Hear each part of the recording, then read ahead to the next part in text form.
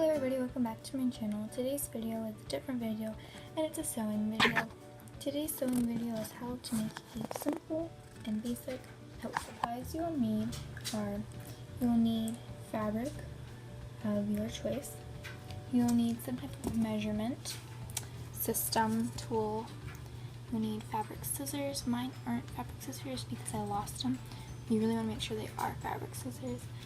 Pins you want, and some form of ironing system, and polyfill or any type of filling. My fabric is from Walmart, and yes, it is all squiggly there. They did not count that as part of my yard that I got, so I just have to cut that off, but I'll work over here.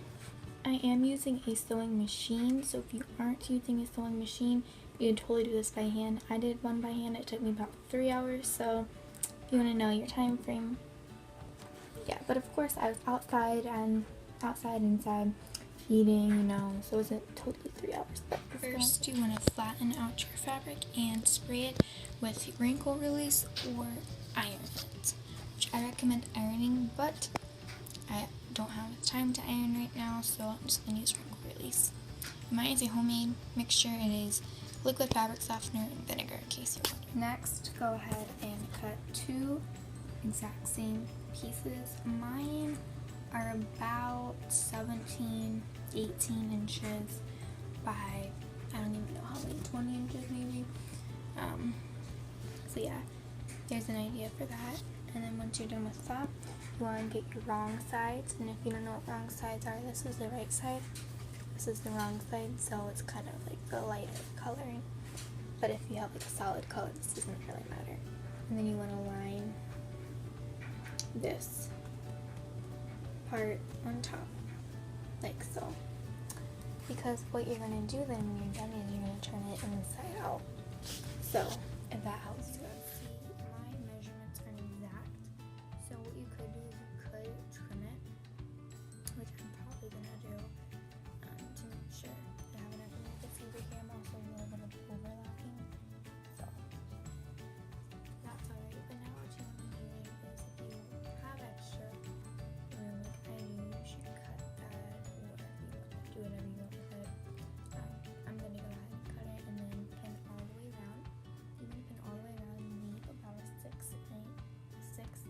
to 8 inch opening.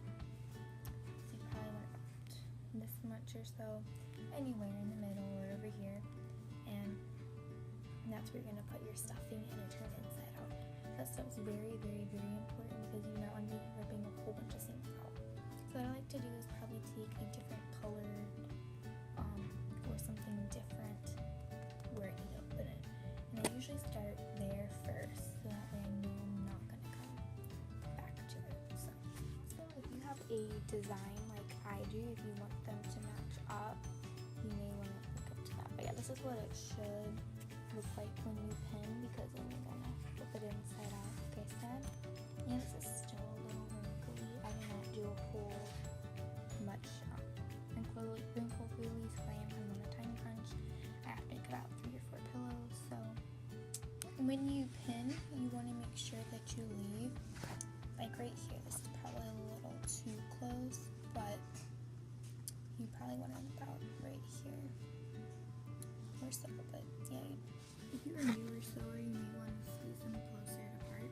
That way you're sure to get your stitching straight. Or if you still want your stitching to be straight and you're not quite sure how to do it, maneuver it. Go ahead and decide where you want to start and go ahead and begin sewing. Remember to backstitch because you don't want your fabric to come undone. For instance, this right here. Oops, you can't really see it. Well, you can kind of see this. It's already coming apart. This was going to be a bookmark, but as you can tell, it didn't work out too well. But remember to always backstitch, and let's get on.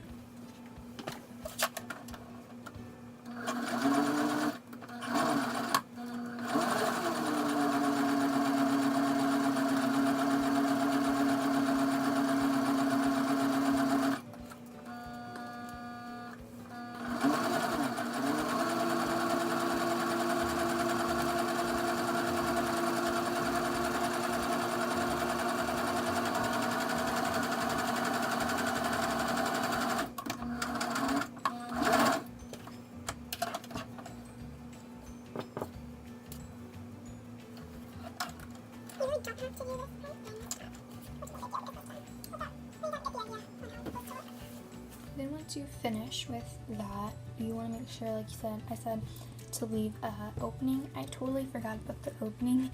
I sewed the part that I had marked off, and I was like, no!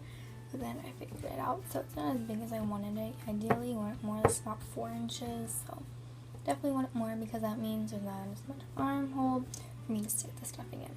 But if you do have enough room, I did an inch seam allowance. This is one of my bad sides, but you want to go ahead and cut an inch. Not an inch. You want to cut a little bit of your corner just to make it more